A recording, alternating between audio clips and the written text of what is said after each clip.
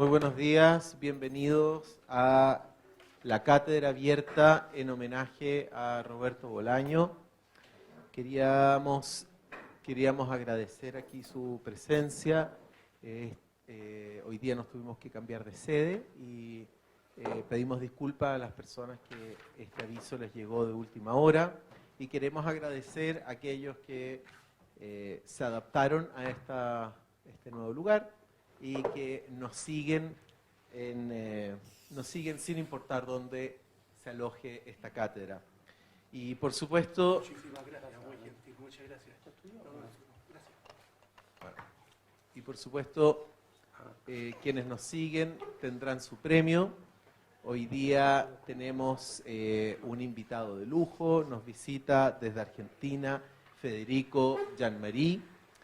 Él es un autor que trabaja también como docente en la Universidad de Buenos Aires. Él es especialista en el Siglo de Oro español y específicamente en la obra de Miguel de Cervantes. De hecho, en relación justamente con Miguel de Cervantes, él tiene algunas publicaciones de no ficción y también de ficción. Por ejemplo, la novela publicada por Anagrama en el año 90, Miguel, y también el ensayo Una lectura del Quijote, publicado en 2004 por Seix Barral. Él tiene muchas más publicaciones que las que yo acabo de mencionar. Ha sido finalista del Premio Ralde en el año 90, con la primera novela que mencioné. Con Mitre del año 98 obtuvo el Premio Especial Ricardo Rojas. El 2008 ganó el Premio MC con Vida Anterior, publicado por MC el año 2008. Y el 2009 el Premio Clarín de novela con el libro Más liviano que el aire, publicado por Alfaguara con Clarín. En este minuto también tenemos la suerte que 2 de sus libros o más están ahí a la venta a la entrada de esta sala. Hoy día tenemos también con nosotros a María José Ferrada. Siempre le pedimos a un autor o una autora local que haga las veces de presentador, lector o primer lector. Es la persona también que nos ayuda a iniciar con las preguntas después. Así que hoy día tenemos la suerte de tener a María José Ferrada, que vuelve a su casa. Ella es periodista egresada de esta universidad. Después ella estudió un magíster de estudios de Asia y Pacífico en la Universidad de Barcelona y le ha sacado mucho trote a ese conocimiento.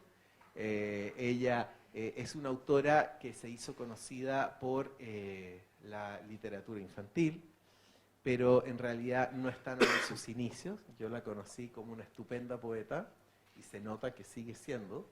Y a contrario de lo que es generalmente la intuición editorial, que tiende a circunscribir y atrapar a los autores dentro de un género, ella logró romper esa frontera y después de muchas publicaciones y bastantes premios en el ámbito de la literatura infantil, ella ha publicado novelas para infantiles más viejos. Para adultos, la más conocida es el libro Cramp. Entonces estamos muy felices de tener hoy día a María José y te cedo la palabra. Gracias, Rodrigo, y gracias a la cátedra por permitirnos tener estos invitados de lujo. Este texto que voy a leer está hecho en base a la lectura de 3 libros de Federico Jean-Marie y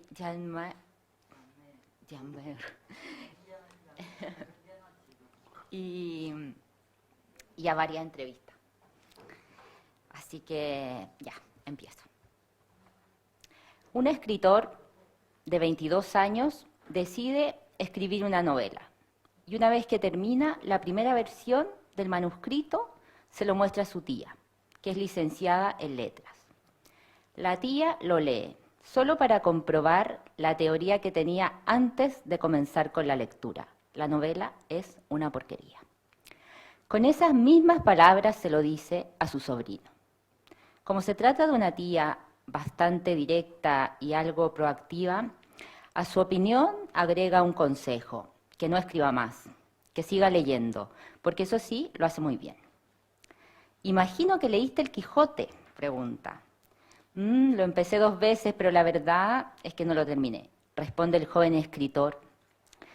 Y a partir de ahí tiene 2 opciones. Opción 1, decir que la tía sabrá mucho de teoría literaria, pero no sabe nada de literatura. Opción 2, intentar leer El Quijote por 3ª vez y esta vez terminarlo. El joven escritor, contra todos los pronósticos, se queda con la última opción. ¿Por qué? Por necesidad, por eso. Y porque, como él mismo dirá años más tarde, los mejores personajes son los que responden lo que les da la gana, y no lo que el escritor ni los lectores estaban esperando. Aún no sabe que continuará leyendo ese libro durante toda su vida, también escribiéndolo, porque la literatura que le interesará a este joven, que ahora camina por una calle de Varadero, aún un poco enojado con la tía, será la que trabaja con la tradición hasta volverla escritura personal. Una escritura que nunca olvida, que es un diálogo. Años más tarde dirá que El Quijote fue su mejor taller, que Cervantes, novelista, poeta, dramaturgo, soldado español, ya ha hecho hace 400 años todo lo que se puede hacer escribiendo. El resultado, un personaje que por primera vez es un sujeto al que le pasan cosas. Un personaje que en sus primeras páginas necesita ser acompañado por su narrador. Ahora este personaje se duerme, ahora este personaje se despierta. Solo para enseñarle a ese mismo narrador que si le da un carácter ya puede dejar que avance por sus propios medios. En cualquier novela mía, cuando hay diálogos, no sé lo que va a contestar el otro. Soy el primer sorprendido. No corrijo las ocurrencias, las dejo hablar, dirá nuestro joven escritor, años más tarde, cuando ya tenga varias novelas con su apellido, un poco difícil de pronunciar, en el lomo. Novelas que en sus propias palabras no han sido lo que han querido, han sido lo que han querido ser y han terminado donde querían terminar. Ayúdame, Dios mía, dirá Maruja, la mujer transexual que hasta los 18 años se llamó José María y que, reconociendo que no se le da bien el tema de las géneras, decidirá inventar su propia versión del lenguaje inclusivo y de los relatos bíblicos. Adán no es más Adán luego de que Díaz le quita el pene y le hace una bonita vagina. Le dice la protagonista de la creación de Eva al cura que se encargará de escucharla, dividido entre la indignación y el morbo. ¿Escucharla? No. Jean-Marie, porque ese es el apellido del escritor que decidió leer El Quijote por 3ª vez y terminarlo, ha logrado confundirnos y lo que parecía un diálogo ha sido todo el tiempo una suma de monólogos.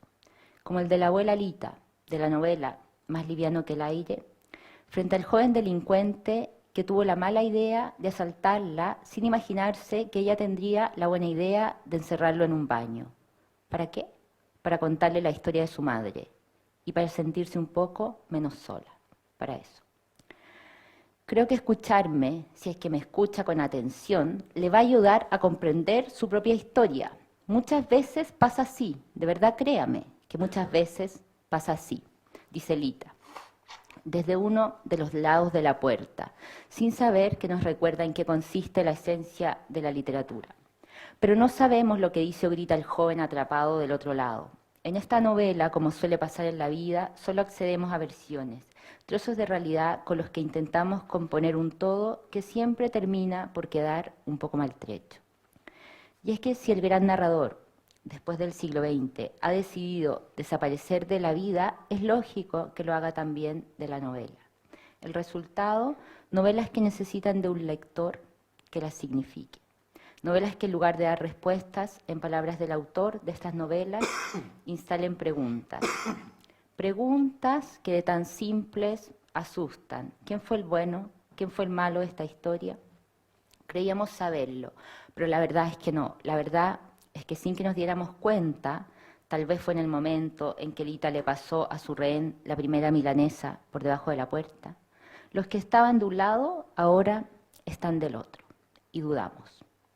Y por dudar, ya que estamos en eso, lo hacemos hasta de los cuentos que nos contaron de niños. Es raro ser enano, muy raro. Apenas un poco menos raro, sospecho, que ser gigante, dice Milagritos León, el protagonista de Amores Enanos, al inicio de la novela, cuando aún está tranquilo. Porque a medida que intenta contar su historia, se pondrá nervioso. Lo del circo no resultó, lo de los strippers parecía que sí, pero tampoco. Y lo de la comunidad de enanos, esa sí era una buena idea, o lo habría sido, si no fuera porque a la casa de los enanos, tarde o temprano, llega Blancanieves, con su cara de buena, con sus problemas y con su 1,70 m. Pero Federico Gianmarí ya nos lo advirtió. No podemos confiar ciegamente en el relato. No están los tiempos para esos excesos. Volvamos entonces al café. Volvamos al manuscrito de la primera novela, a esa tercera lectura del Quijote, que si bien es final, nunca será definitiva. Gracias a Díaz, diría Maruja. Una novela que se escribe como se habla, una novela que problematiza su esencia, una novela sobre la lengua que desde distintos tiempos y lugares nunca deja de escribirse. Una adolescente china llamada Lin Tzu Nuam anota en su cuaderno los recuerdos de los años que pasó en una ciudad argentina. Pero ya se lo advirtió su profesora de castellano. Ella tiene un problema, ella confunde los tiempos verbales y así no podrá escribir ninguna historia, porque confundirá al lector y peor aún, se confundirá a sí misma. ¿Soy china? No sé, ahora no importa. De cualquier manera sospecho que hay un momento de la vida en el que cada hombre o cada mujer descubre quiénes son, dice Lin Tzu Nuam, o Sonia Lin, como la llaman en Argentina. La adquisición, aunque imperfecta, de una lengua, ese idioma que a medida que se vuelve propio genera cambios y desplazamientos interiores, será la herramienta con la que contará Lin Tzu Nuam para recorrer el camino hacia ese lugar tan complejo llamado la propia identidad. Pero es que a la hora de la pregunta por el propio ser, ¿contamos los demás con otra herramienta? Ya nos lo advirtió. La suya no es una literatura de respuestas, sino de preguntas. Y ha pasado el tiempo, como suele pasar en la mayoría de las historias. Y el escritor que decidió intentar por tercera vez la lectura del Quijote, tal como Lin Tzu Nuam, ha recorrido un camino. Lo sigue acompañando Cervantes, también Borges, Sarmiento. Porque el camino es largo y la literatura es tal vez uno de los pocos lugares donde el diálogo con el pasado, el futuro, el diálogo con otros y con uno mismo sigue siendo posible. Y porque las preguntas, a diferencia de los personajes de las novelas de Federico Gianmarí, tienen un comportamiento bastante predecible. Terminas de hacer una y siempre viene la pregunta siguiente.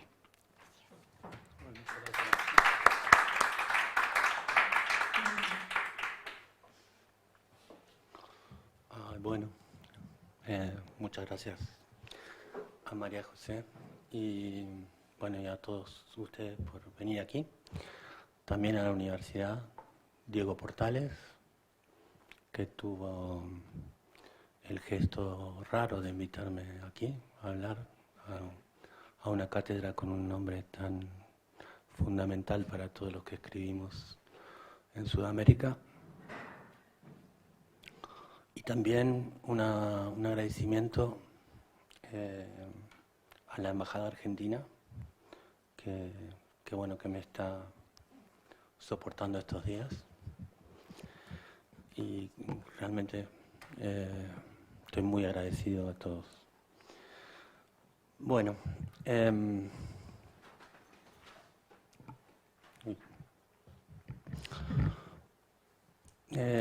mi literatura, como habrán escuchado, es la gente más buena dice ecléctica, hay gente mala que dice otras cosas, pero es por lo menos extraña y muy diversa. Mis libros, por lo general, no tienen que ver con mis otros libros. Suelo escribir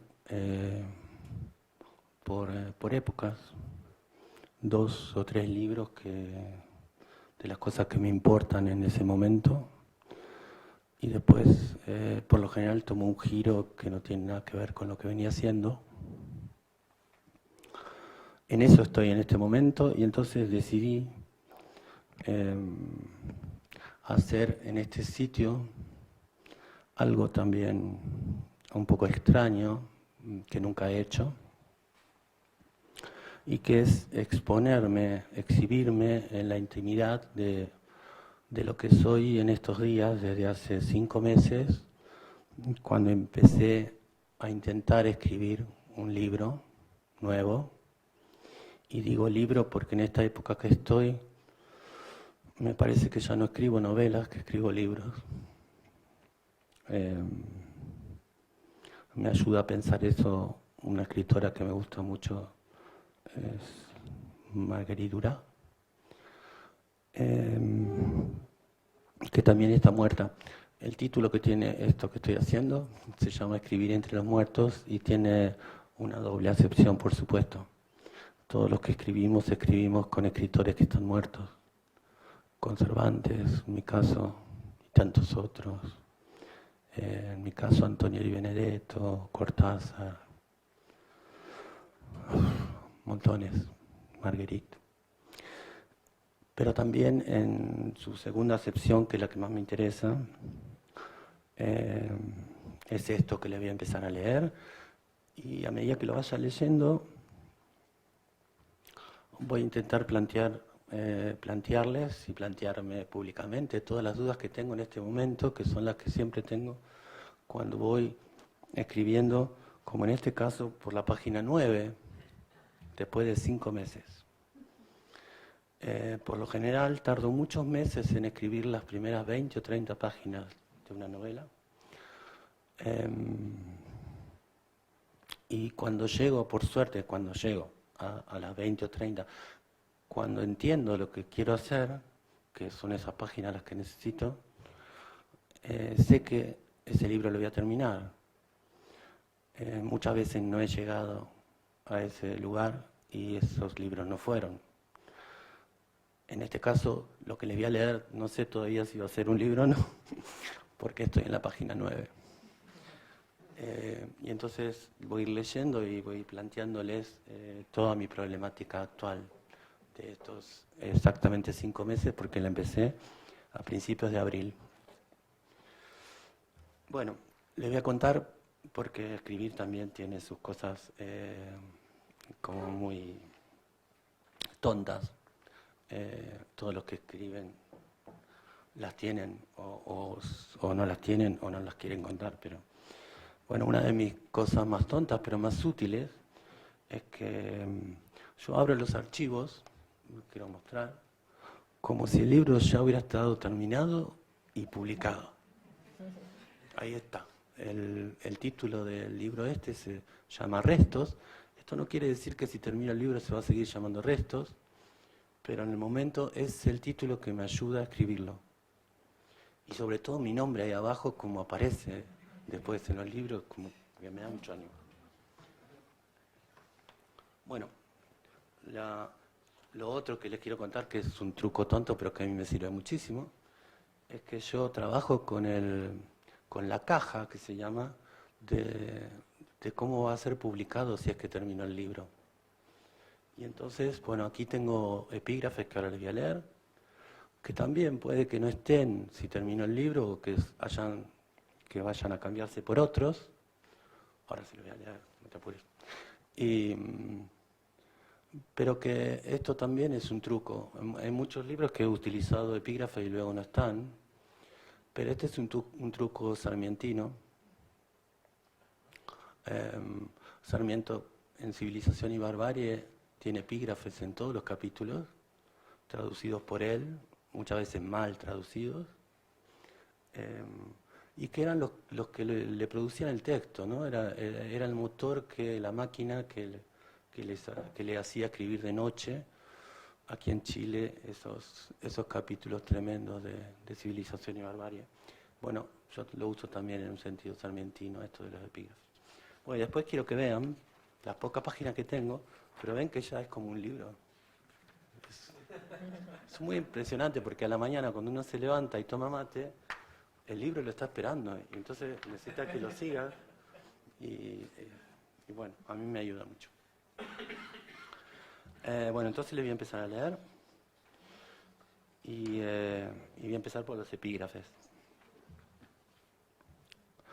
Tiene 2 epígrafes ahora.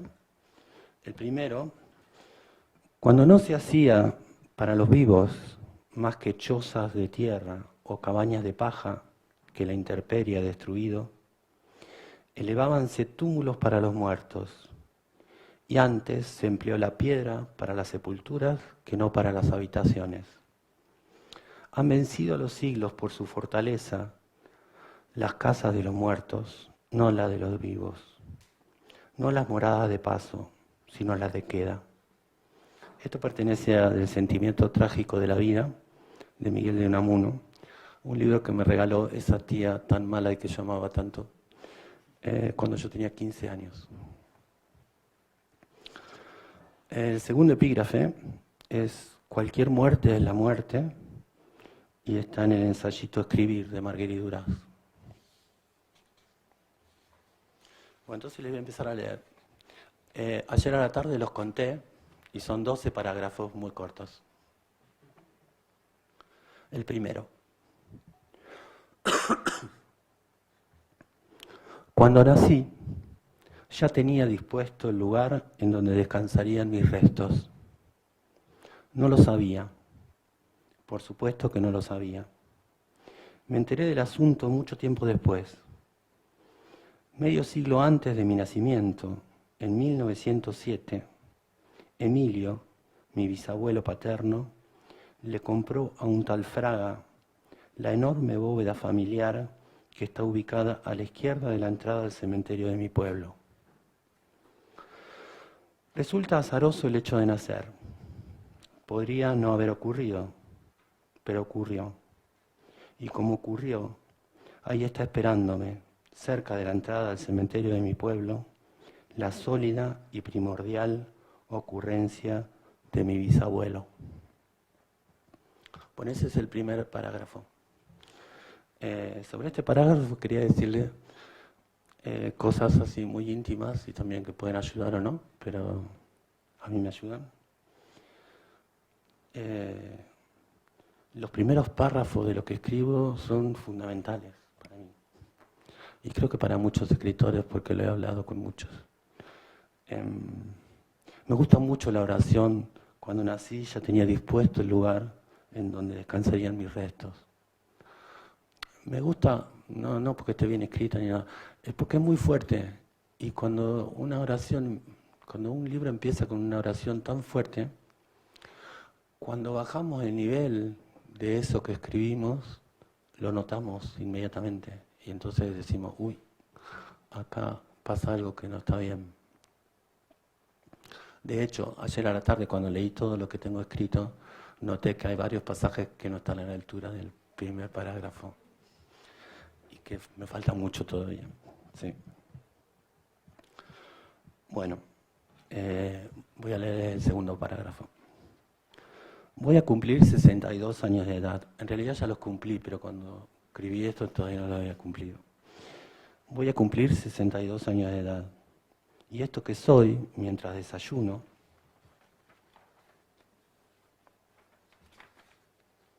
es lo que queda de lo que alguna vez fui.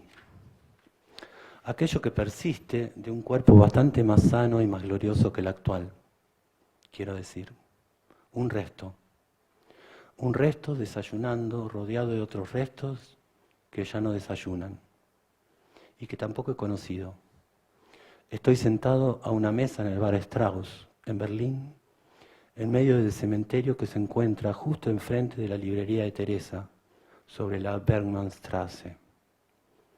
Un bar entre residuos de vidas, residuos de la vida de aquellos que descansan debajo de sus lápidas, a unos pocos metros de mi taza de café con leche, y también residuos de mi propia vida, aunque por fortuna todavía no me haya llegado el momento de descansar hasta la eternidad en este cementerio alemán o allá lejos, en Argentina, donde tengo un lugar dispuesto para mí desde mucho antes de nacer.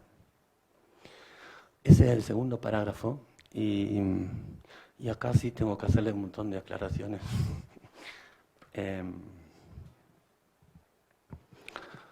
Cuando terminé de escribir esto, los domingos por lo general chateo con Teresa, una amiga que es argentina pero vive hace 30 y pico de años en Berlín y tiene una librería Andenbuch de todos escritores latinoamericanos, es muy bonita. Y por lo general los domingos chateamos un rato con el WhatsApp. Y había escrito esto, entonces se lo mandé. Y entonces su reacción fue: ¿estás bien? ¿Te pasa algo? y no, en realidad no me pasa nada extraordinario, pero sí me pasó. Y acá es parte de la intimidad esta, que está ligada a lo que uno escribe. Hace unos años, en marzo de 2016, yo fui a Barcelona y a Madrid a presentar Tacos Altos, que es uno de los libros que está a la venta y cuando entré. Y entonces cuando llegué a Barcelona, había quedado con una amiga que hacía muchos años que no veía. Y entonces fuimos a un bar. Cuando entramos al bar me dice: pongámonos en la ventana porque va a venir una amiga mía que te quiere conocer. Entonces estábamos charlando así, contándonos cosas de años que no nos veíamos. Y de repente apareció en la ventana alguien que tocó, repleta de rulos, la cabeza, y yo me enamoré instantáneamente. Bueno, estuvimos mucho tiempo juntos esos días, hasta que el momento que yo me animé a decirle que estaba enamorado de ella. Y entonces ella me contestó que yo era muy viejo para ella. Yo tenía 58, imagínense ahora que tengo 62. Bueno, esa fue la primera vez que yo tomé conciencia de que era viejo. Y eso es tremendo. Para hacer un poco más literario esta cuestión, quiero contarles que ya escribí un libro sobre ese hecho que todavía no salió, que se llama Darwin o el origen de la vejez. Una novela, esa sí es novela, creo que fue mi última novela. Y quiero contarle otra cosa mucho más interesante. En la década del 90 yo había comprado un libro muy gordo de Simone de Beauvoir, con letra muy pequeñita, que se llama La vejez. Y yo lo había hojeado, qué sé yo, y no me había interesado, y no lo había leído mucho. A partir de esto, lo tomé de mi biblioteca, lo leí, lo tengo todo subrayado. Es tremendo lo que esa mujer hizo. Era realmente una generación de personas que se tomaban muy en serio las cosas. Un libro encantador. Revisa todas las sociedades, cómo han tratado la vejez, todas las sociedades, todos los momentos históricos, las más primitivas, las más avanzadas. Cuenta la vejez de un montón de escritores y pintores y artistas, tremendas las cosas que cuenta. Y hay un momento de este libro que ella cuenta como al pasar y que se parece mucho a mi anécdota barcelonesa. La invitan a dar una charla en Nueva York, en una universidad, como si fuera acá. Y entonces cuando está por entrar, ella estaba en la puerta, charlando con alguien que la habían invitado. Y pasan dos chicas y se quedan como si fueran un pasillito charlando entre ellas, dos alumnas. Y cuando ella se acerca, las chicas no se dan cuenta y una le dice a la otra: nunca pensé que Simone era tan vieja. Simone tenía 50 años y a tal punto le pegó eso que escribió ese libro. Ese libro sale en 1970 y ella tuvo 10 años investigando para escribirlo. a los que son jóvenes y todavía nadie les dijo qué viejo que sos, van a ver el día que les cueste lo que eso significa, porque uno tiene como la ilusión de que está bárbaro y que no pasó nada en la vida. Bueno, eso no es así, los años pasan y bueno, eso determinó entonces una novela que se llama, que todavía no salió, que se llama Darwin, el origen de la vejez. Y lo que determinó también es un interés mío, en primer lugar por la vejez, por investigar, entender lo que me pasa a mí y lo que le pasa a todos los que nos ponemos viejos. Me gusta la palabra viejo también, es la que usa Simón y es la que creo que es la más justa. Y tiene una cosa, la palabra vejez, que tiene como una palabra que le queda muy cerca, que es la muerte. Y entonces he pasado del tema de la vejez a la muerte. Tengo otro libro, sin publicar, que creo que sale ahora, dentro de poco, aunque es posterior a Darwin, vieron cómo son las editoriales, que se llama Guerra, pero se escribe W-E con diéresis R-R-A.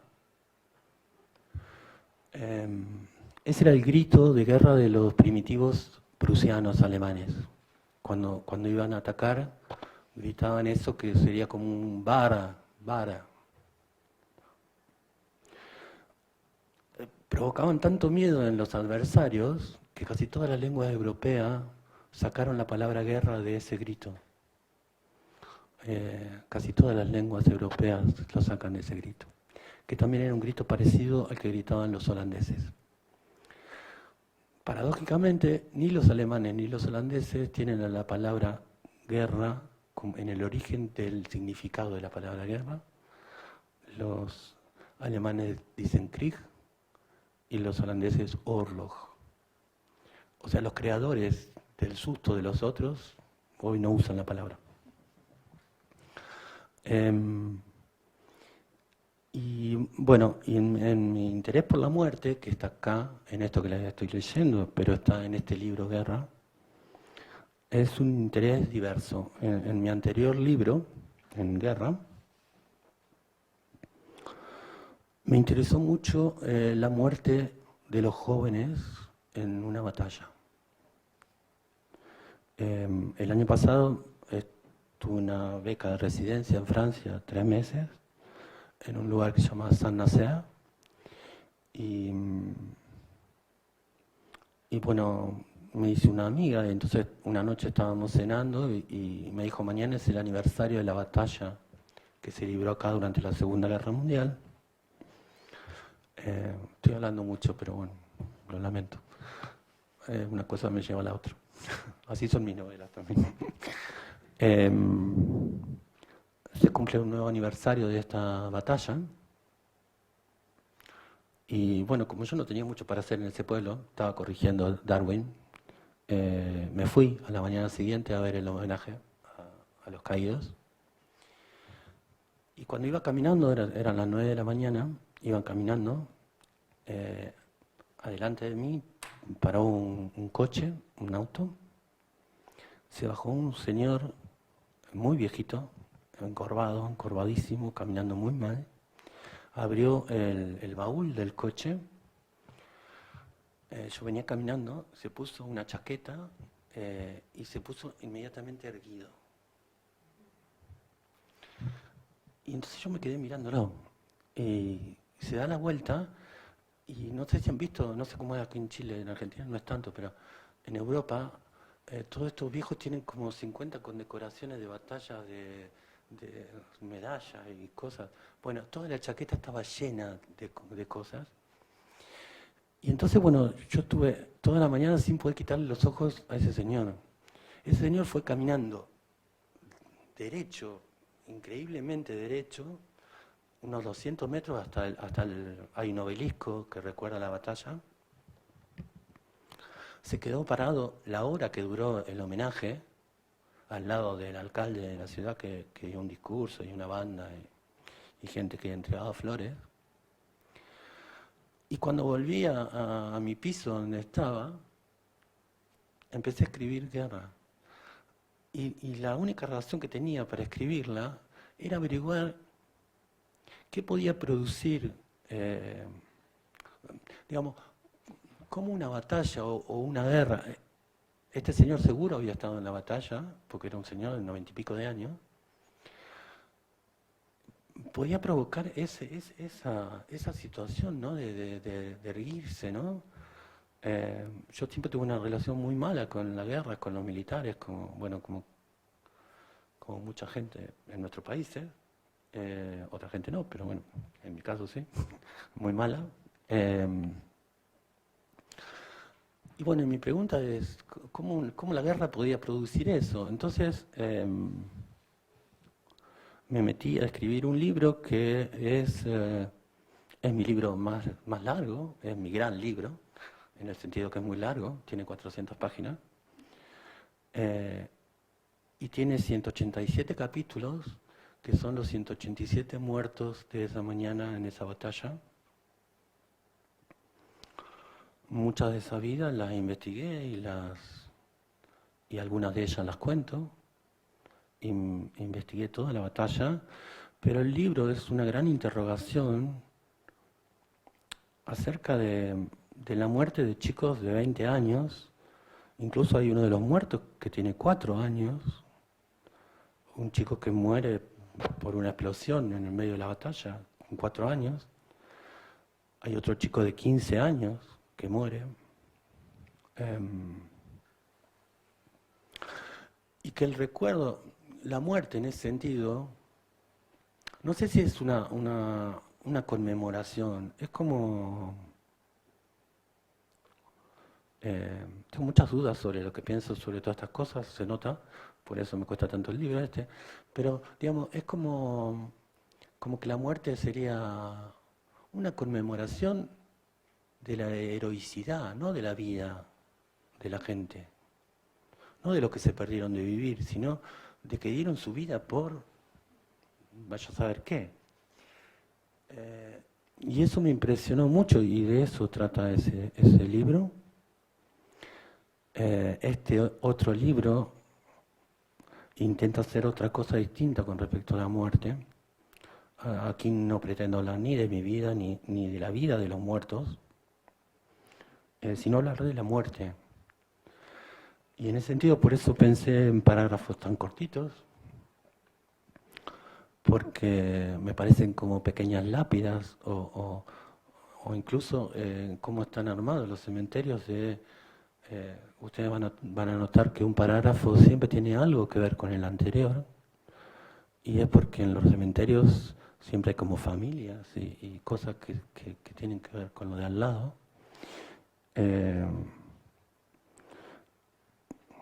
Pero no sé, quiero intentar pensar a la muerte desde otro lugar que no sea el heroísmo o la vida de los muertos, sino la muerte como espacio, como lugar,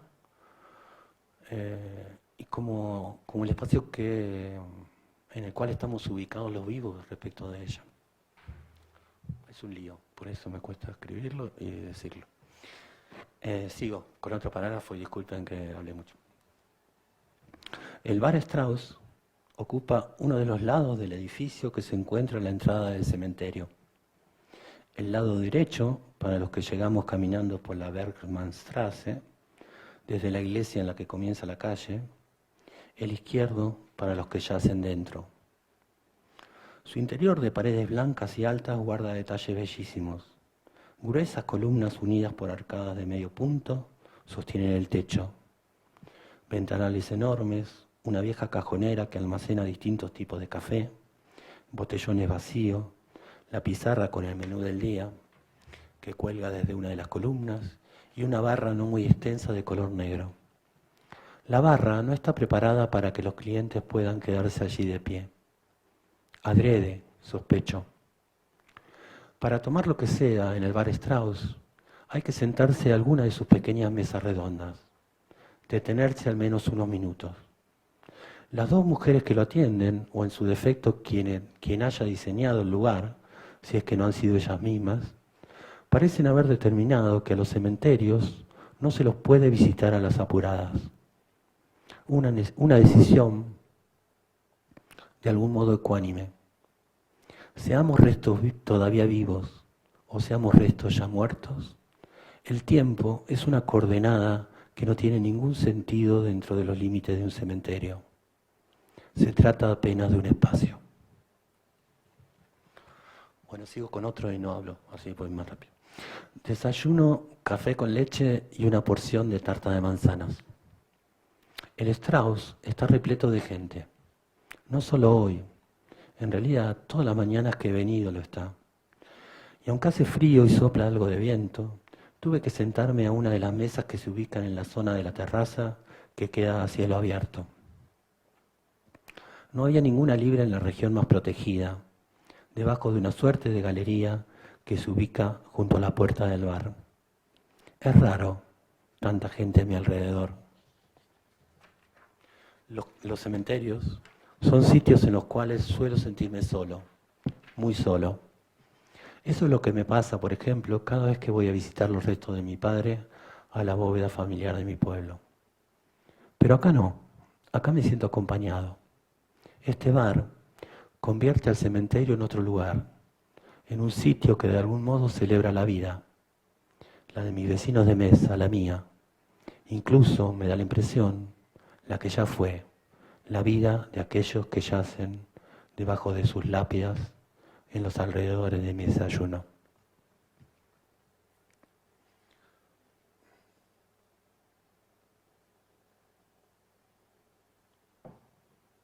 Vieron que no se trata de un narrador, es como un testigo, un testigo muy secundario que narra todavía no sé qué. Es como raro. Además de la planta principal, a donde uno ingresa apenas subir un par de... Esto último lo dije porque, en el fondo, al hacer esto que nunca hice, mi intención es salir de Santiago de Chile mañana entendiendo qué es lo que estoy haciendo. Cosa que no sé si va a ser. Además de la planta principal, a donde uno ingresa apenas subir un par de escalones en mármol y abrir la única puerta de hierro de doble hoja, la bóveda familiar de mi pueblo tiene dos subsuelos y bien al fondo un osario. El ambiente superior posee un altar y un techo que culmina abovedado en las alturas. Las paredes están pintadas de blanco. La baldosa del piso alterna blanco con negro y tiene solo un par de mínimas ventanas con vitrales de colores. Debajo del altar descansan los restos de Lidia y Emilio, mis bisabuelos. A la derecha, mi abuelo Esteban. A la izquierda, mi abuela Ángela y debajo de ella, mi padre. Encima del altar hay dos candelabros, un crucifijo y una estatuilla de la Virgen. Detrás, colgada de la pared, una imagen enmarcada de la misma Virgen. Creo que se trata de la Virgen de Luján, por el manto celeste que la cubre. Y sobre una placa, la inscripción del nombre de aquel francés al que se le ocurrió, un buen día del siglo XIX, emigrar a la Argentina. Ignace Claude Jean-Mer. Así es. ¿Vieron qué bien que lo pronuncio? Me costó un montón, pero lo aprendí a la larga.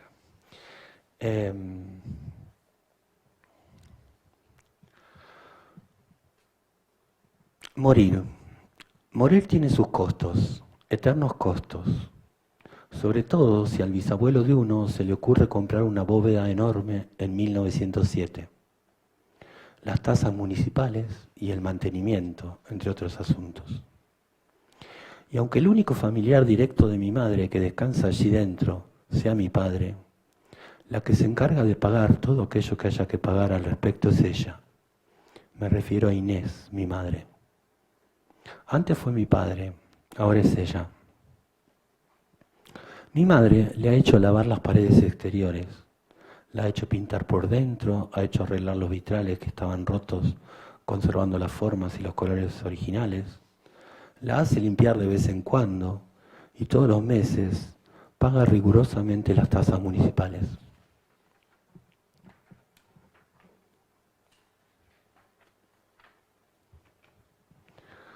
Inés, mi madre, tiene 87 años de edad y por supuesto desea que el día del futuro que le toque, sus restos descansen ahí, bien cerca de los de mi padre.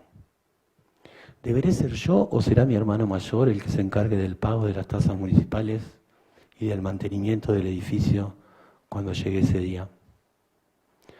Aunque todavía queda algo más, claro, algo impredecible y previo. Efectivamente, Inés morirá antes que mi hermano mayor o antes que yo, como aseguran las estadísticas de las defunciones humanas en la Argentina. No sé, no me lo parece. De verdad, no me lo parece.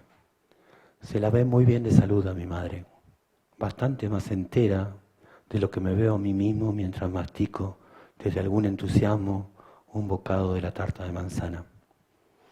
Respecto de esto, la semana pasada la fui a visitar a mi madre y le leí esta parte. Me contó cosas como, por ejemplo, que ahora la quiere pintar de nuevo, pero no consigue pintor. Que es muy cara, que está pagando muy caro las tasas municipales. Y que, por supuesto, me dio mucha ternura que ella sabe que se va a morir antes que yo. O sea, me dio mucho ánimo en ese sentido. Pero si ustedes la vieran, no le parece en lo más mínimo.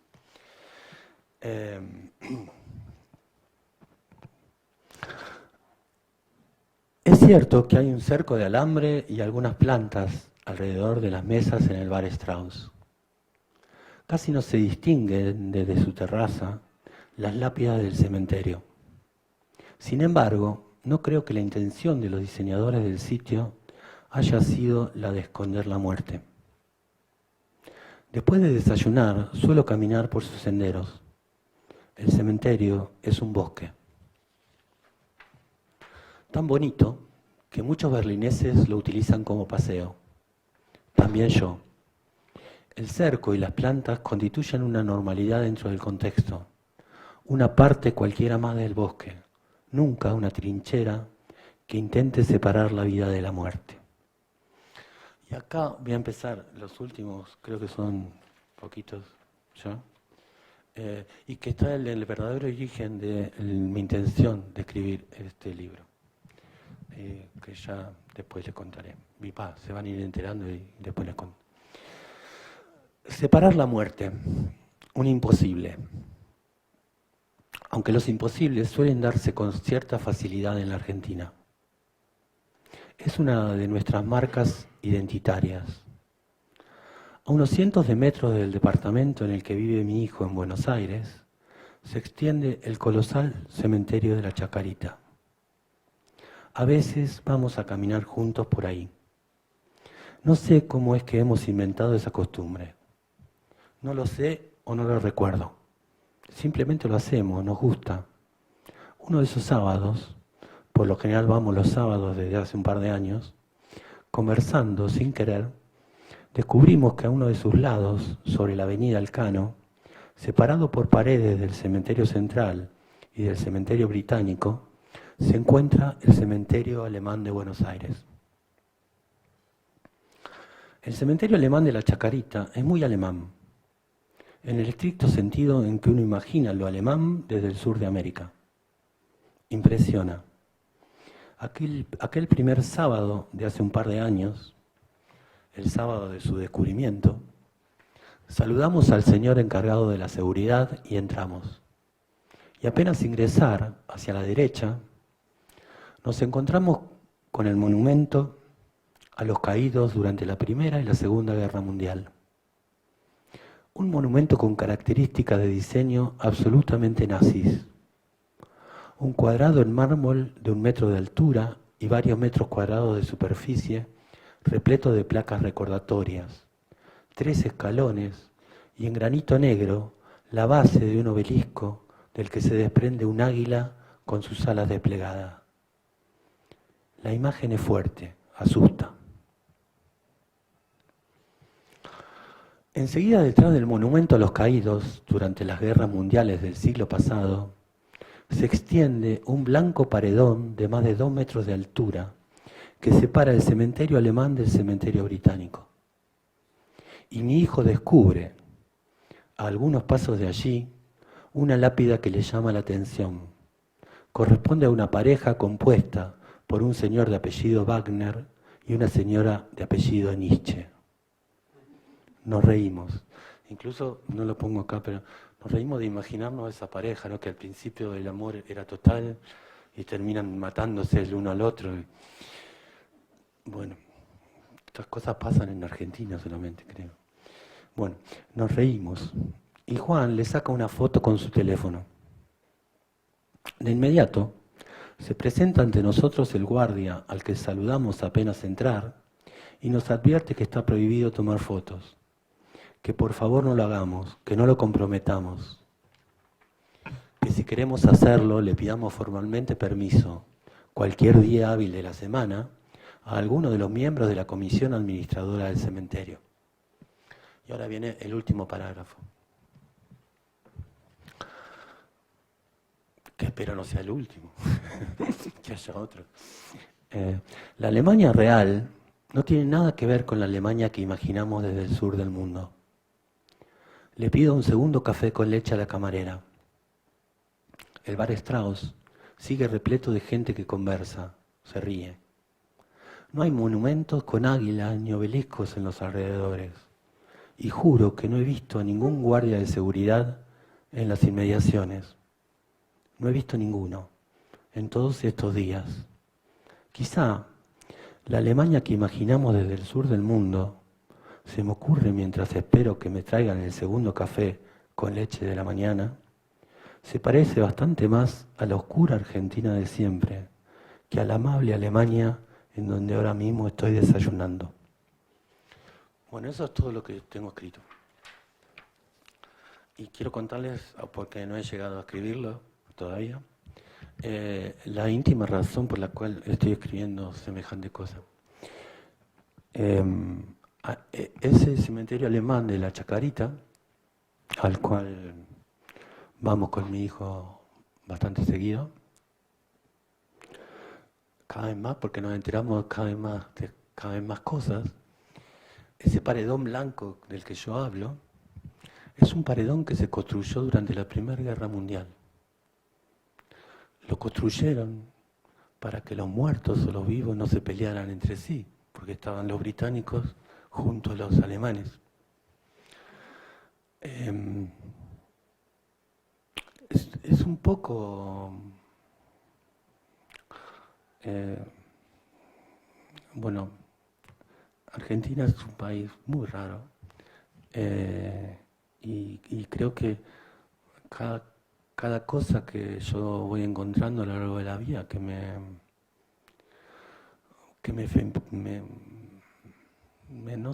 exhiben esa rareza, trato de escribir sobre eso porque me parece que son cosas increíbles. Cuando nosotros empezamos a ir al cementerio alemán de Buenos Aires, el paredón era completo. Y entonces íbamos al alemán, después íbamos al británico. Tiene algo muy divertido, cuando hicieron la pared, algunos alemanes quedaron del otro lado, porque vieron cómo son los cementerios, que a veces todos tuvieron que hacer la pared y algunos quedaron del otro lado. Después tienen otra cosa muy divertida, que el británico está lleno de judíos alemanes, de muertos judíos alemanes posteriores a la Segunda Guerra. Y lo más cómico de todo, lo que está en el origen de este libro, que es como muy serio, pero tiene un origen tremendamente cómico, es que después de muchísimos encuentros entre británicos y alemanes descendientes en Argentina, el año pasado accedieron a abrir el paredón. Entonces hicieron una gran fiesta, una ceremonia, y abrieron una puerta que debe tener 1,5 metros nomás, de rejas, entre los dos, y pusieron placas como diciendo, ahora somos todos seres humanos que no nos hacemos guerras entre nosotros. Hay 2 placas. Y lo cómico por lo cual seguimos yendo es que nunca encontramos esa puerta abierta. Siempre tiene unos candados tremendos. Y en ese candado, en esa puerta, está el origen de lo que estoy tratando de escribir sobre la muerte. Sobre ese espacio, porque la muerte es un espacio para mí. Me pasa mucho, y esto supongo le debe pasar a todo el mundo, pero no lo he consultado con todo el mundo. A mí me pasa mucho de, por ejemplo, cuando empecé a escribir la novela Guerra, el lugar donde ocurrió la batalla está prácticamente igual en Francia. Y me costaba mucho caminar y no cruzarme con todos los fantasmas de esa noche. Porque en realidad la única diferencia es una cuestión de tiempo. El espacio está intacto, es igual. Y eso me impresiona y me hace pensar acerca de la muerte, ¿no? De cómo es que los espacios sigan exactos y la gente que los habitamos cambiemos y no veamos al otro. En Buenos Aires hay, en la Plaza San Martín, un gran paredón con todos los muertos durante la Guerra de Malvinas, que son 700 y pico. Y están sus nombres, su primer nombre, su segundo nombre y su apellido. En esta batalla francesa, la placa es más o menos de este tamaño. Y están solamente las iniciales de las personas y el apellido. O sea, ni siquiera pudieron hacer una un poquito más grande para poner el nombre. Y supuestamente es toda gente que dio su vida por ese lugar. O sea, son muy distintos los lugares, el tratamiento de la guerra en los lugares, lo que significa una guerra y la muerte en una guerra, en un lugar a otro. Y lo que se me ocurre, y por eso este nuevo libro, el tratamiento de la muerte de un lugar a otro. Cuando uno entra al cementerio de mi pueblo, le da una tristeza tremenda. Y uno no puede estar mucho tiempo ahí. Es como, uno está solo. Yo nunca encontré a nadie todas las veces que fui. Nadie visita a nadie. Y es como un pueblo vacío, porque hay bóvedas y cosas. Y bueno, y este cementerio alemán es un bosque lleno de vida. La gente va a pasear, lleva a sus chicos, anda en bicicleta, corre. Y bueno, sobre esas cosas es que quiero escribir si es que me sale y si entiendo qué es lo que quiero hacer. Supongo que a ustedes no los ayudó en nada esto y a mí hasta ahora tampoco. Pero yo soy muy lento y por ahí dentro de 2 o 3 días algo de lo que dije o la mirada o la risa de ustedes me ayuda. Espero que sea así. Y si no, le diría a Cecilia, no sirvió para nada. Fue horrible. Bueno, muchas gracias por venir y por acompañarme a esto.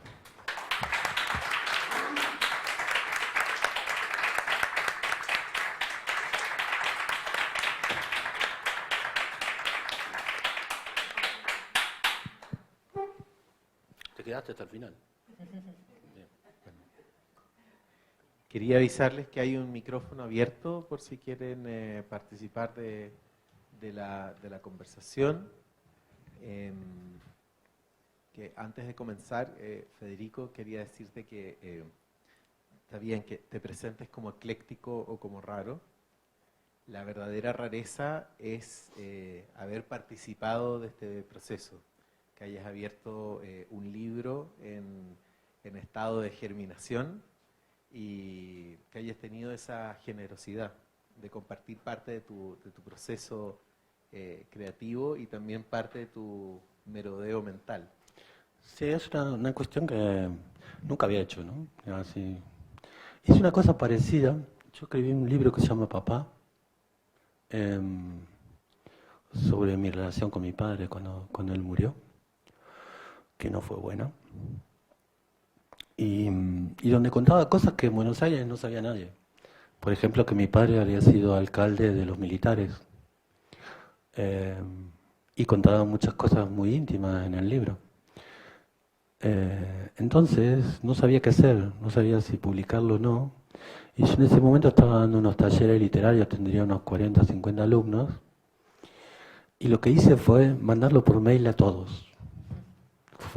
Fue una explosión más o menos como esta, de decir, bueno, qué sé yo, no ir haciéndolo de a uno, sino hacerlo todos juntos así.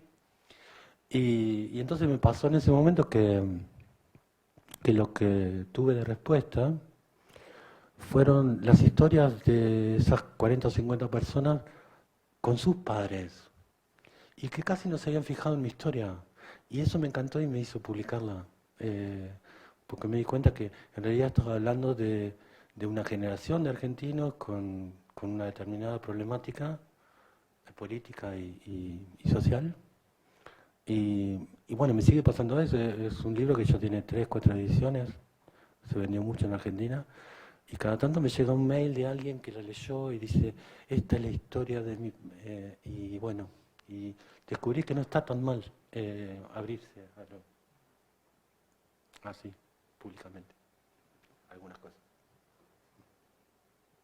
Es que quizás estamos en un momento donde el proceso o lo no terminado es una obra que merece otro tipo de respeto, porque lo terminado, lo definitivo, lo que se presenta como una especie de respuesta o afirmación, eh, digamos, tiene los sustentos, sus bases un poco repecidas, digamos. Entonces, la fragilidad de la voz del autor, de alguna manera, refleja una libertad por quien lee o quien tiene cierta curiosidad para también atreverse en su propia obra. Me imagino que por ahí va la conexión. Sí, yo escribo,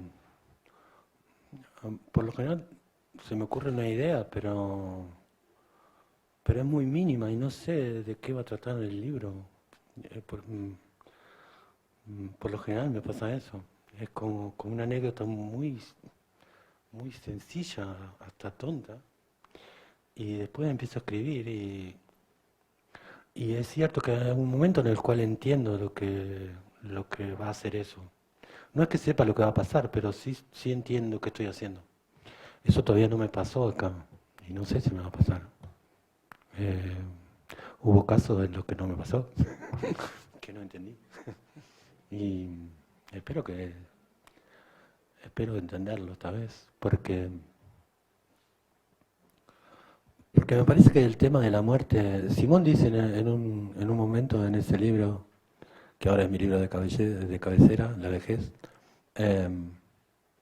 dice que hay muy poco escrito sobre la muerte, que hay poco escrito sobre la vejez, pero casi nada sobre la muerte. Y por ejemplo, yo ahora estuve leyendo, porque me enteré que existía, no sabía que existía, de una gran escritora argentina, Mariana Enríquez, que seguro conocen todos. Ella tiene un libro sobre cementerios, pero claro, es un libro erótico sobre los cementerios, como que pasan cosas de la vida de ella. Y claro, ella es muy joven todavía. No sé, yo quiero hacer otra cosa que no sé qué es, pero no es.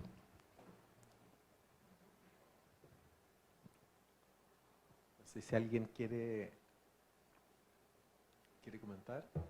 Sí. Yo ofrezco el micrófono para no monopolizarlo, porque después ni yo mismo me lo puedo sacar de las manos. Sí. Bueno, tantas cosas, ¿no? Sí, ¿está funcionando? Tantas cosas que sugiere esta especie de ejercicio, de striptease, Sí. ¿no? que nos has hecho. Yo no he leído ese libro de Simone de Beauvoir, pero leí otro que se llama Todos los hombres son mortales, que es absolutamente feroz y que la conclusión que uno llega ni siquiera en la última página, sino que ya hacia la mitad es: por fortuna me voy a morir. Que a lo mejor es la contraparte de este otro, ¿no? Porque el protagonista es un tipo que en la Edad Media toma una pócima y no muere, y que lo hace inmortal, quiero decir. Y entonces el transcurso de la vida de ese tipo hasta el momento actual en que la autora lo escribe. Y realmente lo espantoso que puede significar el no morirse, ¿no? Bueno, ella tiene, en La vejez tiene varios capítulos referidos a los pocos libros que hay de este tipo, ¿no? De la inmortalidad Sí, y de sus resoluciones. sí. Hace Sí, referencia. sí, No sí, sé sí. cuándo escribió todos los hombres son mortales, se llama. Pero bueno, en primer lugar, me gustaría conocer tu opinión sobre los talleres literarios. Tú has dado talleres, de alguna manera este ejercicio de hoy tiene algo que ver con eso, cómo los ves, qué opinas. Y luego, escuchándote también, me surgió como la idea que un libro es un fantasma y que la lectura vendría siendo algo así como lo que tú estás buscando con este, ¿cómo se llama el libro? Hasta ahora restos. Restos. Restos. Hasta ahora restos. Hasta ahora restos. Como que hay ahí, o sea, se me produjo una asociación, ¿no? Entre esto, a propósito de los clásicos que tú conoces muy bien, ¿no? En Claro. que andan estos fantasmas dando vuelta y que se cobran como energía cuando se produce la lectura. Uy. Sí, me hiciste acordar a una cosa de los románticos, de eso, de, de que la escultura está en la piedra y hay que cincelarla para encontrarla.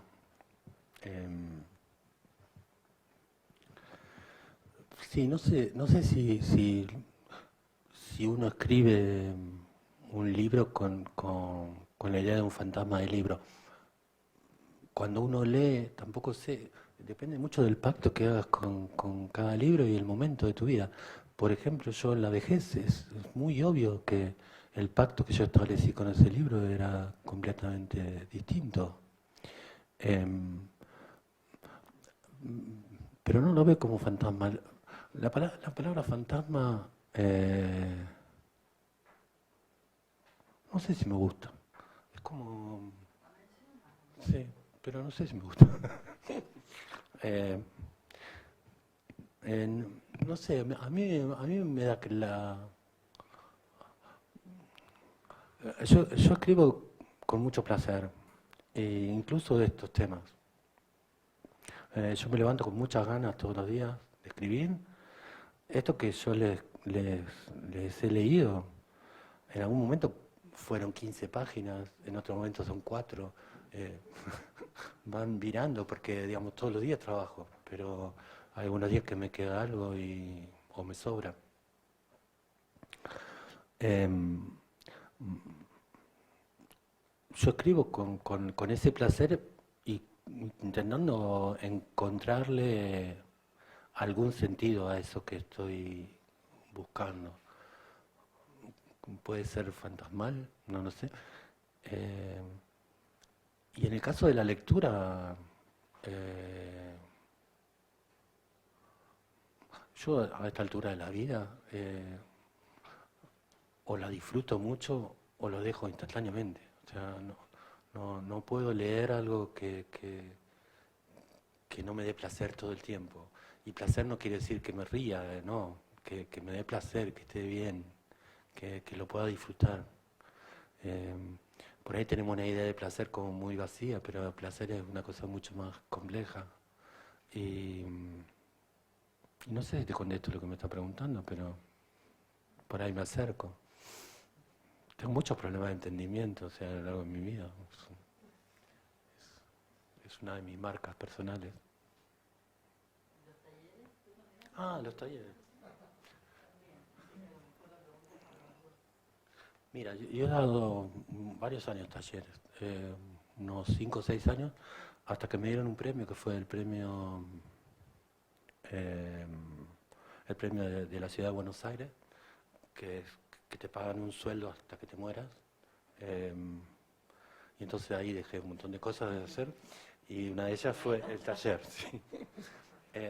Pero no porque no me gustara, me gustaba.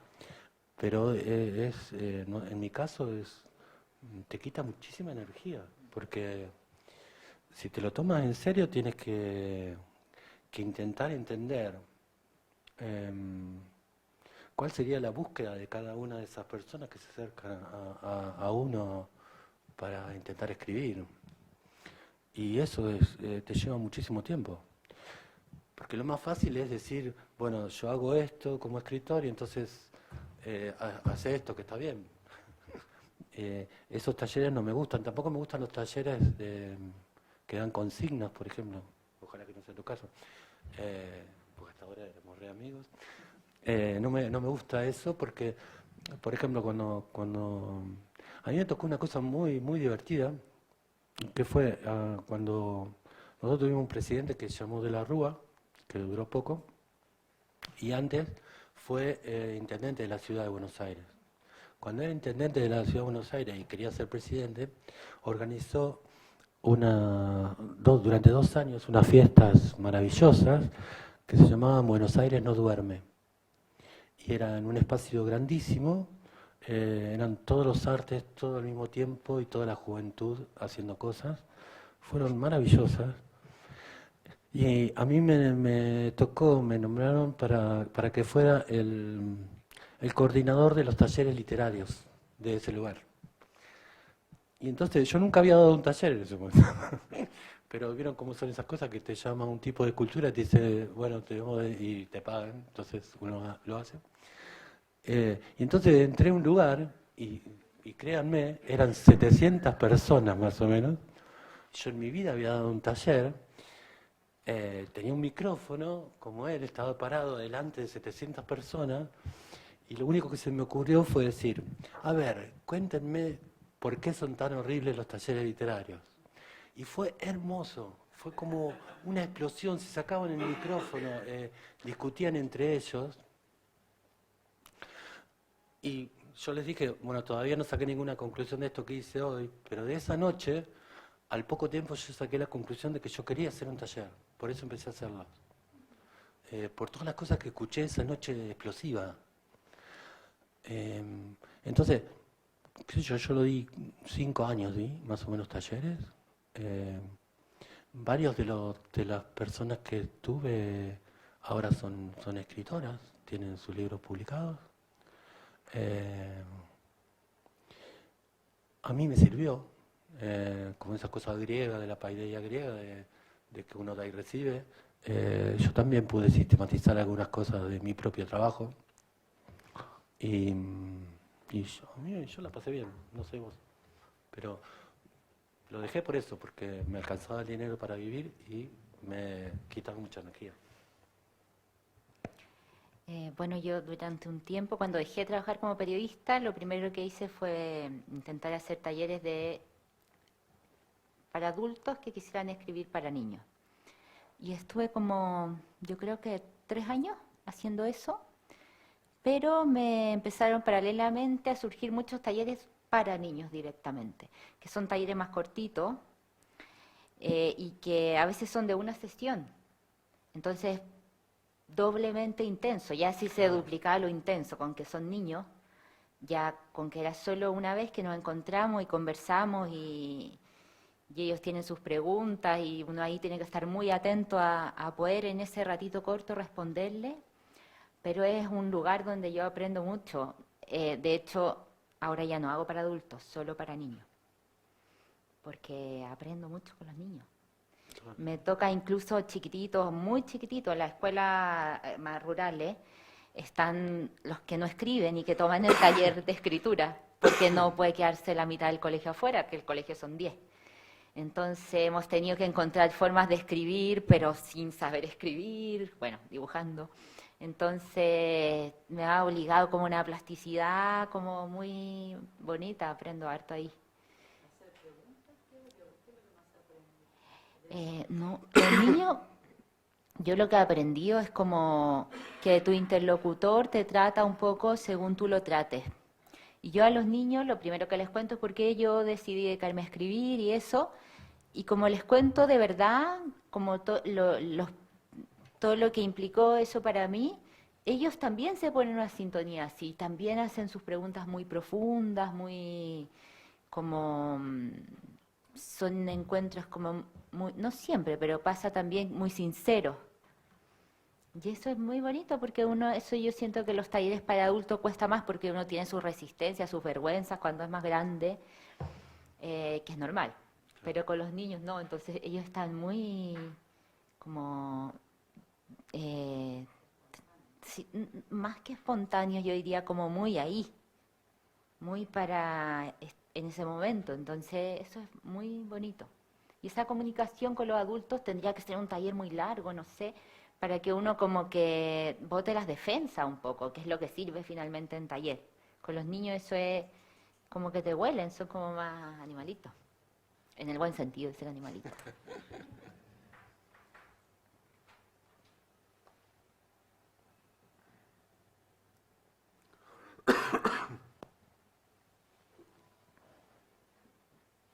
Hola, Hola. ¿qué tal? Muchas gracias, Federico, por la gentileza de compartir tu espacio creativo.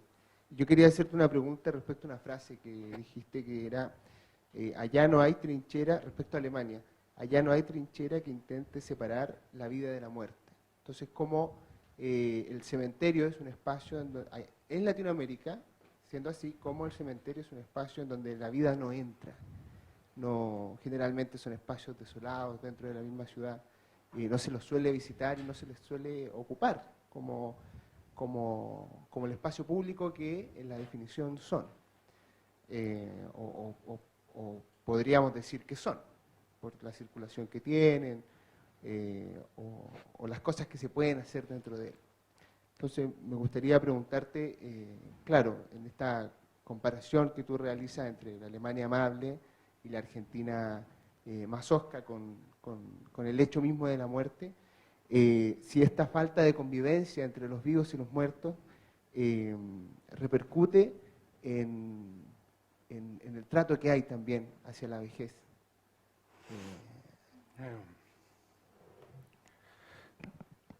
Bueno, hay mucho de lo que te pueda decir sobre eso, en realidad se lo copio a Simón.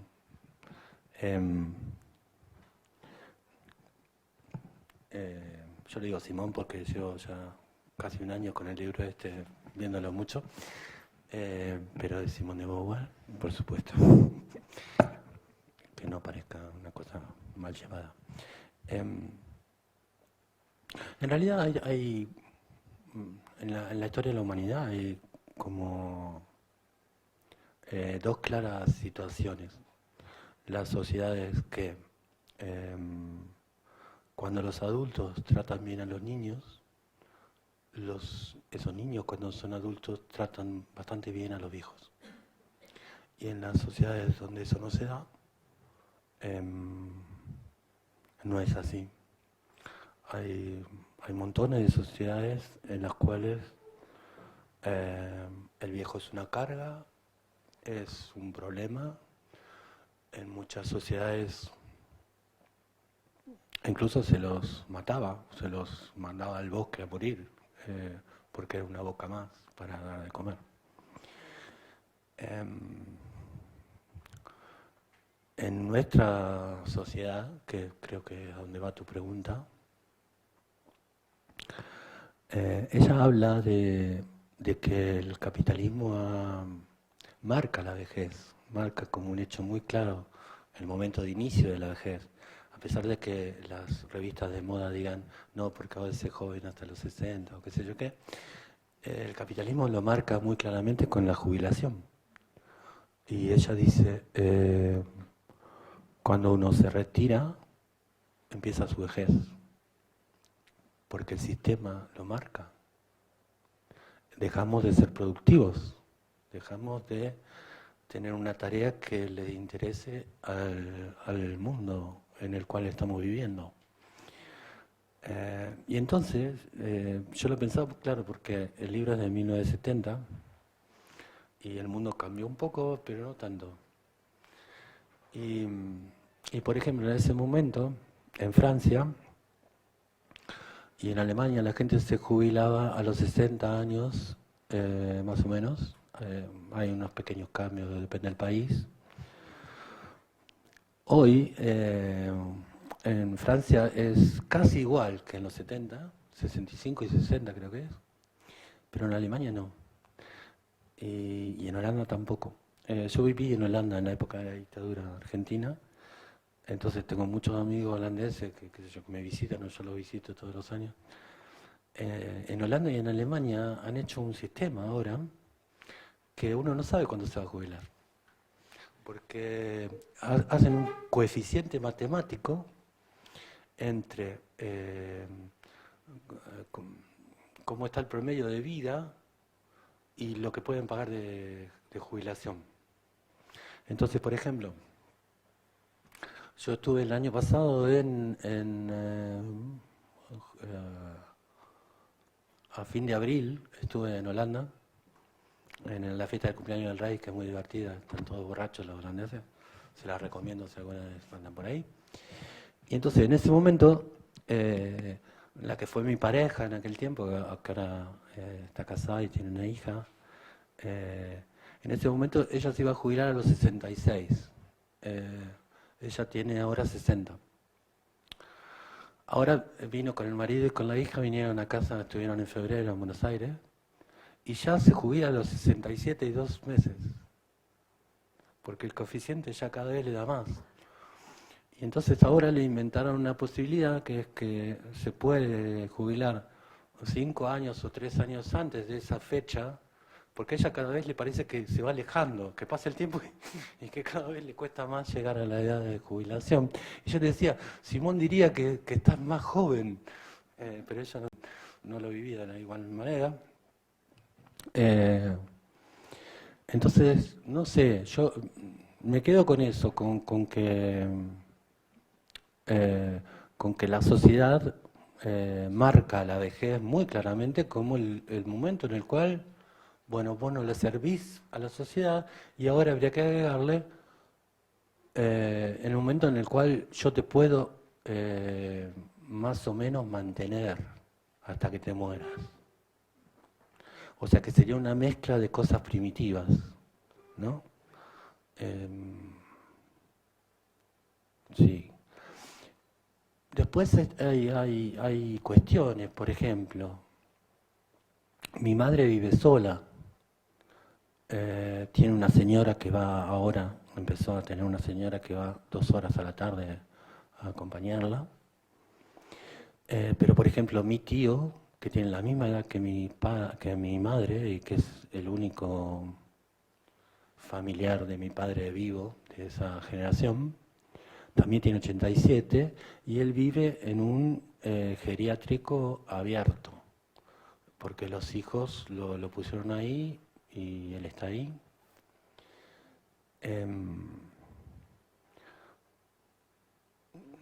Qué sé yo, es muy difícil pensar si esas son soluciones que le hacen bien a la vida de esas personas o no, porque eso lo deciden personas que no tienen la edad de mi tío ni de mi mamá, que por lo tanto no lo saben.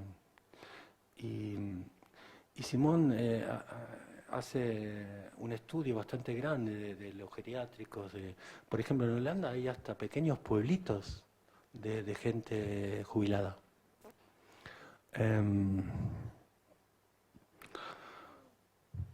No te sabría decir, pero creo que es un problema la vejez para el capitalismo y para el mundo a lo largo de toda la historia. Porque la mayoría de las sociedades nunca supieron muy bien qué hacer con los viejos, salvo muy poquitas que Simón las cuenta, qué sé yo, por ejemplo, en algún momento los romanos descubrieron que, o supusieron que los viejos eran los que más sabían, y entonces hicieron un senado con viejos que fue el que armó el imperio realmente, pero que después cuando tuvieron el imperio los borraron a los viejos y los generales eran muy jóvenes. Eh, qué sé yo, es muy difícil. Por eso me interesa escribir también, porque no sé, es muy complejo el tema, muy complejo. Sí. Muy complejo el tema de la vejez, de ser viejo. Para cuando uno es...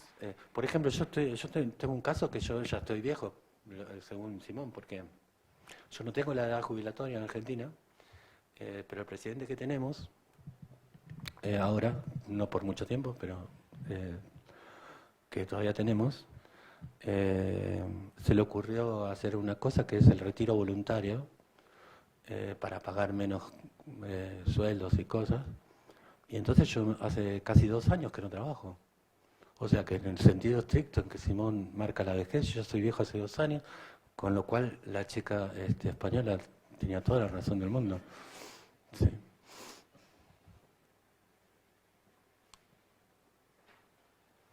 Nunca sé si contesto lo que me preguntan. Me quedo siempre con la duda de... Sí. ¿Vos sentís que te contesté lo que te preguntaba? Más o menos.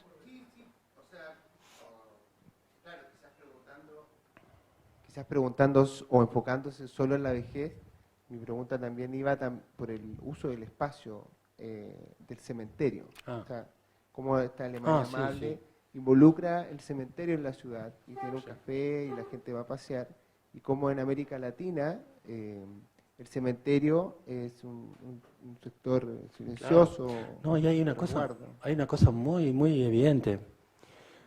Por ejemplo, el cementerio de Helsinki en Finlandia está en el centro de la ciudad. Y la gente va a correr porque no tiene otro bosque en el centro de la ciudad para correr. En mi pueblo y en todos los pueblos, por ejemplo, la Chacarita quedó en el centro de Buenos Aires, pero cuando se organizó ese cementerio quedaba lejísimo. Y en mi pueblo, cuando yo era chico, que era un pueblo mucho más chico de lo que es ahora hay como una calle asfaltada hasta el cementerio, se llega, pero en mi tiempo no. En mi tiempo se decía, cuando qué sé yo, te portabas mal o que yo, alguien te quería decir algo, te decía, si te seguís portando así vas a terminar Rodríguez al fondo, que era la calle del cementerio. O sea que los muertos en realidad en Latinoamérica, salvo México, creo, en lo que yo conozco, el muerto se esconde. El muerto no se quiere ver, o sea, no queremos ver la muerte. Y los viejos también, sí. Es como bastante distinto. Sí. En México tiene una cosa rara que es que los cementerios son, ahora vengo de México y fui a varios de ahí, son muy coloridos y es cierto que no hay gente como en cualquiera de nuestros cementerios, pero cuando se hace la fiesta de los muertos son fiestas enormes y aunque no haya gente, a los que fui, todos tienen o flores o una botella vacía de tequila o de mezcal, o sea, como que hubo gente ahí en algún momento que estuvo con ese muerto ahí compartiendo. Que eso es distinto al resto, ¿no? De América, me parece, no sé. Aquí en Chile hay una ciudad al sur que se llama Talca, al sur de Santiago, que se llama Talca, y hace unos años atrás una familia comenzó a celebrar el Año Nuevo con los muertos, y ya se convirtió en una tradición, y mucha gente en Talca va a pasar el Año Nuevo al cementerio, y hasta hace poco se agregaron un show pirotécnico dentro del mismo cementerio para celebrar la llegada del Año Nuevo con los muertos, como una mezcla entre, claro, esa convivencia que hay en México y lo que ocurre acá en Chile, por si le interesa. No, porque hay otra cosa que interesa también de los muertos, es que, no sé, piense cada uno de ustedes, ¿qué sabe de la vida de su tatarabuelo? Y no pasó tanto tiempo, son 100 años y sabemos nada. Yo, por ejemplo, ahora encontré, gracias a mi madre que estuvo revisando roperos, unas libretas de mi abuelo, el padre de ella, que yo no conocí porque murió antes que yo naciera, que era escultor, en la cual era escultor pero vivía de hacer soldaditos. Soldaditos, muñecas, con un engrudo, una especie de engrudo con papel. Entonces encontró mi madre todas las libretas donde él hace, tiene todas esas cosas químicas de cómo hacer para hacer esos muñecos y los dibujos. Y entonces para mí fue hermosísimo encontrarme con una persona por ahí, porque bueno, soy escritor, me gusta leer pero una libreta era una persona para mí, que yo desconocía, y es mi abuelo, no es, qué sé yo, un desconocido, ¿no? Y verle la letra y verle el entusiasmo con el cual él escribía y decía, bueno, ahora voy a hacer este soldado, este granadero de San Martín, y entonces lo dibujaba y lo iba creando. Qué sé yo, a mí me impresiona mucho eso, que finalmente la vida sea tan importante para cada uno de nosotros cuando estamos, pero que signifique tan poco. O sea, que somos animales lo sabemos todos, pero la muerte habla mucho más de la animalidad, de lo humano, que la vida, ¿no? La vida tiene muchas cosas que nos hace creer mucho más de lo que somos, como género, como especie, como seres. Y la muerte nos pone en el mismo lugar que cualquier animal. Cuando uno recorre el cementerio, yo ahora que estoy recorriendo el cementerio, es muy difícil encontrar, cuando no es alguien famoso, una persona más allá de 1800 y pico. Muy difícil. ¿Por qué? Porque las tumbas o no se pagan, como yo cuento, cuestan, y no se pagan y se cambian por otras y qué sé yo qué. Entonces, bueno, es un tema. Que vos no tenés edad todavía para... Sí, yo tengo una novela que, no me acuerdo cuál novela es, pero empezaba así. Creo que se llama La Patria. Cuando yo me voy durante la dictadura, yo tenía 21 años, y bajo en Madrid del avión, yo digo, yo era eterno. Yo era tenía 21 años y había logrado irme de un país horrible. Y yo me bajé de esa escalinata, porque en ese tiempo había escalinata en aviones. Y para mí la vida, no había muerte posible, o sea, era todo vida. Y creo que eso es como la gran ilusión o la gran mentira que ha hecho que el ser humano haga tantas cosas, ¿no? Creerse inmortal, ¿no? Un poco.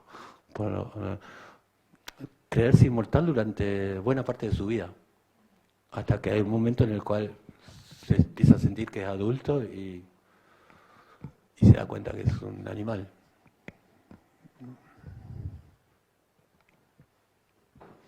No sé, Bueno, por ahí digo barbaridades que ustedes no piensan, pero...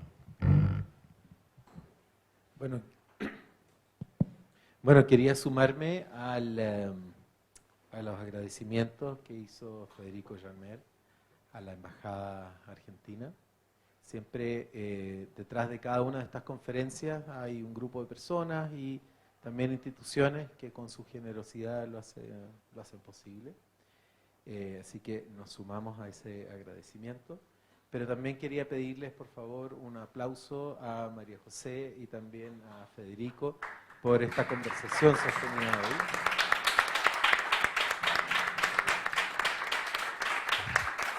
La verdad es que tiene razón Federico, esto es raro, pero es raro porque es un lujo haber tenido la oportunidad de participar de un libro en creación. Y los dejo invitados para el 1 y 2 de octubre.